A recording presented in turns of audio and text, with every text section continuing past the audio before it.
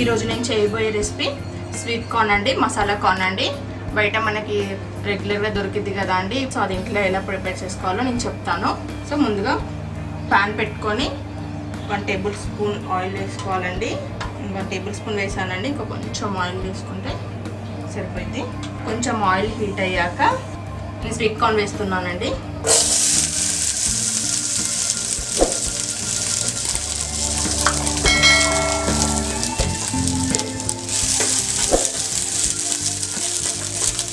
ఆయిల్లో 2 మినిట్స్ వేయించుకోవాలి.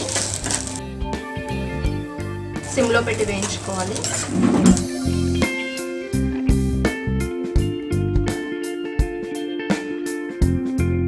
Sweet corn కాబట్టి ఇది ఉడకబెట్టే అవసరం లేదండి.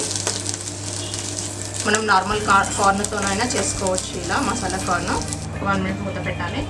చూడండి, 1 మినిట్ తర్వాత మూత తీసి సరే కలిపి ఇందులో 1/2 టేబుల్ స్పూన్ సాల్ట్ వేసుకోవాలండి. 1/2 టేబుల్ స్పూన్ కారం వేసుకోవాలి. కారం ఎక్కువగా తినేవాళ్ళు ఎక్కువ వేసుకోవచ్చండి. నేను 1/2 టేబుల్ స్పూన్ వేసాను.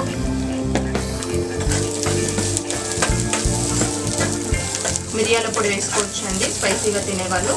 పిల్లలు కారం ఎక్కువగా ఇష్టపడరు కదా అండి, నేను మిరియాల పొడి వేయట్లేదు.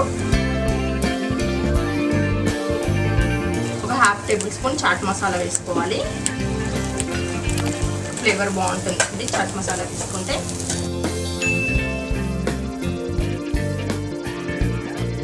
ఒక 1 మినిట్ ఇలా కలపాలి.